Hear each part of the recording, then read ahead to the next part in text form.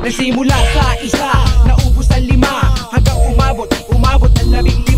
Pagdating ng 20, hindi na makatayo. Busog na busog, lubog na sa pagkaupo. Yan na nga ba sinasabi, hindi naman babae. Anong pinaka gusto nyo slot na parang kung tututog kayo sa banda, oras? Hindi, ano na lang, numbering na lang, yung sunod-sunod. Numbering. Mga pang-apat siguro, pang-5. Ganyan. Ganyan. Kasi ayaw namin masyadong maaga na first to third. Pang-anim, pang-pito, wala na yan. Wala na yan. Wala na energy o wala na tao? May energy, pero Depende basag ka na. Kung may, Ikaw mismo. kung may headliner talaga kayo na kilala nun, pwede kang dumikit doon kahit last band yun. Tapos okay lang eh. Pero kung kayo lang. Ngayon lang po ako tanong. Pinanood ko kasi yung mga iba na yung video sa Facebook. May mga scream po yun, di ba?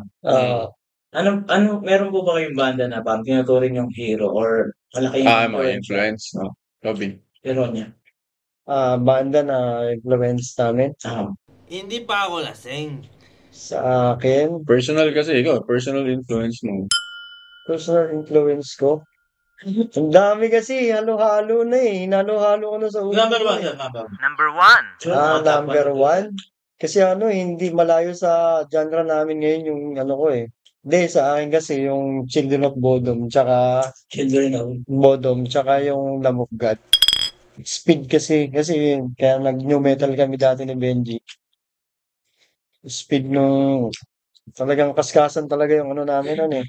Nung bago kami nag-umpisa magkaskasan itong mga to. Huy, ano yan? Marami kaming pinagdaan ng tugtugan yan eh. Kumbaga, hindi na lang kami magkabanda niya ni Benji. Para na rin kami magkapatid sa music niyan eh. I love you pare. May mga nadagdag pa. Diba? I love you. Sa akin yun, Children of Bodom, Lamb of God, tapos itong sumunod na yung pinaka-modern ko na, yung Escape the Fate, tapos yung Dayus, hindi naman ako fan ng masyado ng malalim na talaga eh, na band influence eh. Tututusin nga, tapos namin dun sa ganung era namin, yung maiingay. Kasi ang gusto namin Tapos ni na Melvin, kami. parang mga incubus na lang dating experimental. Mga new. Doon na lang kami. Ganun. Doon na lang kami.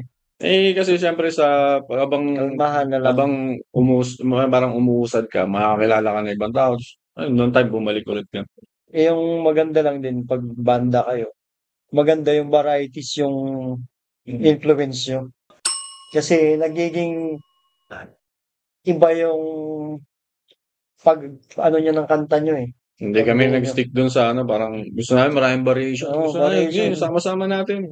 Ang sarap. Pero sa akin, influences kong dami din. Yan sila, malalala yung mga nila sa music. Ako, Ano malala? mga deep yan sila eh. Deep na yan eh.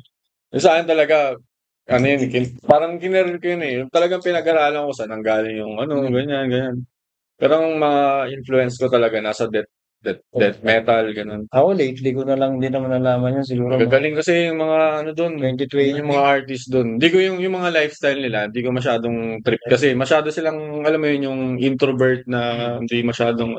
Tayong gusto kasi yung jolly pa rin, yung talagang marami kang kaibigan, marami kang Sociable, no? Pero yung sa talent nilang gagaling. Pero sa akin, yung mga main influences ko, Rex Brown, Pantera, basta yung gusto ko yung tunog ng niya eh. Yan sila, Mark Morton sa Lamb of God, sa Metallica. Dami din eh. So, anyway, watch him become a god. Sama mo yan, Basta madami. Tapos, kasi nung teenage days namin, parang nasa post-hardcore tayo. Post-hardcore era kami. Mga Alisana, Khalid Drop, Marami, tutusin. Silverstein, mga ganun. Sa local, madami din. Marami rin tayo dito sa local. Dahil magagaling dito kung talagang Alam mo, yun nga yung problema. mga kabataan ngayon, kung may curious lang sa ganitong klase ng music, parang kung magdidig lang sila, ang daming magagaling dyan. Minsan nga, hindi namin nakalain yung magagaling ngayon, nakakasabay namin sa lineup, sa tugtog. Parang siyempre, accomplish namin yun na parang dati niluluck up namin ngayon na dati gusto namin, ganito kami, kagaya sa inyo. Ngayon, kasabay na namin tumagtog. Alam mo yun? Andun pa rin yung mga Kitchinadal, Barbie Almalvis, mga Oo, kasi nung high school, ganun tayo. Simula. andun pa rin. Ano kaya sa tingin niyo yung parang sa tingin mo parang may problema sa music industry natin? Bakit yung mga quality na tugtog o banda masyadong nakatago sa silong o hindi nakikita? Madali lang yan.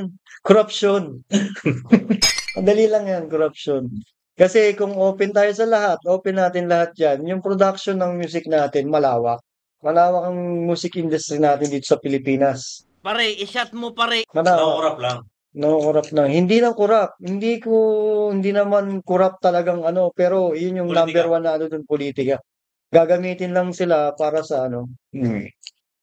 Minsan kasi talagang may nag-sponsor sa Kailangan talaga. Malaking company, ganyan. Bigyan mo ako ng tutugtug dito. Doon pa lang sa part na yan, kasi pag may isang humawak doon talagang nagpaano sa pera, nagpatinag. Wala, ano siya, parang Sway na, no? Pwede mabago na yung forma ng banda. Ano, iiba, ganun. doon ko nalaman itong late. Tsaka ang parang nagiging problema kasi ngayon, parang kulang sa attention eh. Kumbaga, yung mga kilala ko na talagang active sa music, na ganitong klase ng music, parang tinamad na lang din, alam mo. Pero nandun pa rin sa kanila yung passionate sila ginagawa nila. Pero, alam mo, hindi na sila ganun ka lively. Yung parang talagang makikita mo sa ngayon, kasi ngayon ang dami nating way para makita lahat yung yung sa scene na to eh. Sa social media, sobrang yun, di ba? Yeah. Sobrang putok niya, makikita mo dapat yan. Pero, konti yung sumusuporta kasi konti yung, alam mo yun, yung bumubuo, yung nag-aangat. Alam mo bakit? Kasi walang pera, walang hindi rin nakakatikim ng suporta sa ibang tao. Kumbaga, sariling bulsa kasi nang nangyayari, nagiging sariling bulsa na lang yung nilalabas. Sariling budget nila. Sponsorship. Siyempre, hindi naman, Hindi habang buhay ganun eh. Yun yung natin dito sa Pilipinas. unlike sa ibang bansa, di ba, yung mga nag-i-sponsor dun, sa yung mga energy drink, mga Rockstar energy drink. Talagang sinusuportahan nila yung mga Natutuwa nga ako ngayon dun, mga local scene nila. Yung mga, di ba, tulad ng sports natin ngayon, sa mga online gaming, yung mga games na nasusuportahan na. Di ba? Dati, wala yan. Hindi, wala lang talagang tumatrabaho sa part na yun. Dapat kasi meron yung part, itong tao na to na siya dapat yung lumalakad. Dati naman kasi ginagawa yun eh. Di ba, may mga Red Doors tayo dati na yung talagang mga local events. Yung mga maliliit na events talagang ni-sponsoran na Red Doors.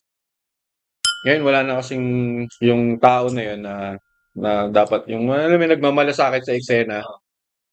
Siguro nawala na ng gana, nawala na ng apoy. O tumanda na, ganun ba? Excuse me lang pare ha. Kaya yun yung parang ang problema ngayon na bakit hindi umusbong yung ganitong klaseng music, ganitong scene. Although marami pa rin na ngayon, yung mga audits natin sa social media na nakaka-appreciate pa rin ng mga ganong klase ng music. Kasi napagdaanan nila, nandun sila dati sa parang makasabay nyo sila dati, tapos nag-settle na lang ngayon ba? May mga ilan-ilan pa rin naman yung mga nag-i-interview, nagpapaano, mga station. Meron iba, pinipilit nilang buhayin yung ganong scene. Buhayin nila. Kasi dapat hindi mawawala kunyari sa balance kasi ng music, parang andito yung mainstream, di ba? Yung mga pop, andito yung mga rock, kasi lagi-lagi nasa ibaba yung mga metal, hardcore. Dapat hindi mawawala sa pundasyon ng music.